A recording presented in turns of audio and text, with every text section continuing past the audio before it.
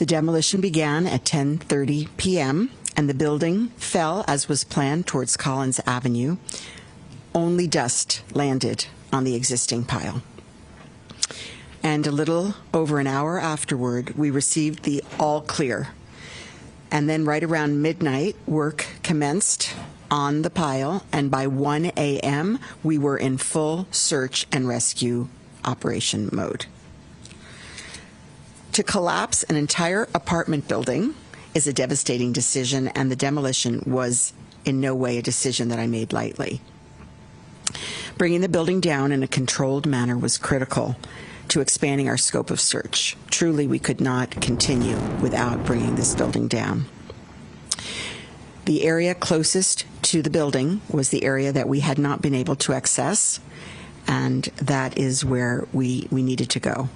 And previously it was not accessible due to the enormous risk to the team of first responders because of the instability of the building. And as we speak, the teams are working on that part of the pile that was not accessible before the building was demolished.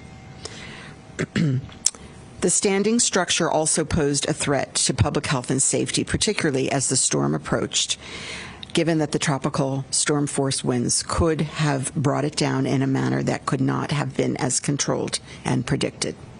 So I am extraordinarily grateful to the demolition team, the engineers, the Miami-Dade Fire Rescue Team, the Miami-Dade County Police Department, and everyone who played an integral part in executing this operation safely and successfully, including the town of Surfside. I also want to take a moment to acknowledge and reflect on the great tragedy that this has been for those who've survived the building and have had to evacuate. The world is mourning for those who lost their loved ones and for those who are waiting for news from the collapse. To lose your home and all your belongings in this manner is a great loss as well, and my heart and deepest sympathies goes out to all of the families who have had this tragedy. Our teams are doing everything possible to help those who lost their homes begin to rebuild. FEMA is here and has been from the beginning, and they've been doing an incredible job to sign up families for individual assistance. And we're working with insurance companies to streamline the process of submitting claims as much as possible. And we've raised millions of dollars thanks to the generosity of people in this country and all around the world. Their generosity has been overwhelming, and it is going to be very, very important to put these funds into these families' hands to help them to rebuild and meet their unmet needs, and they have already been getting this assistance.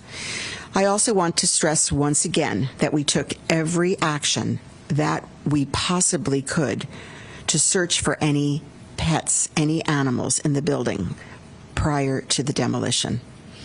In the days since the collapse, the Miami-Dade Fire Rescue Team conducted multiple full sweeps of the building in person, including searching in closets and under beds and other hiding places. In the areas of the building that were not accessible to the teams, they used ladders on high-lift cranes, and they placed live animal traps on the balconies at great personal risk to our first responders. Also, doorways were opened, other means for the pets to escape the building if they were able.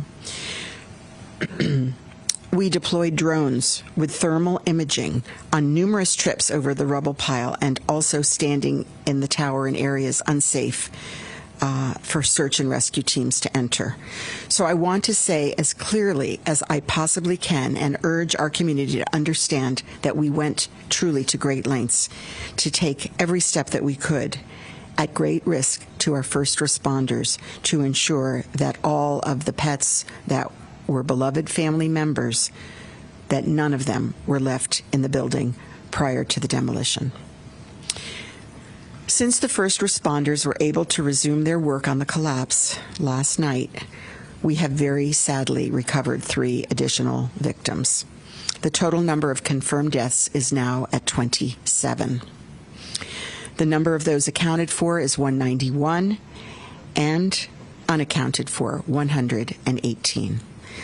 Please join me in praying for those who lost their lives, the families who mourn, and for all of those who are still waiting.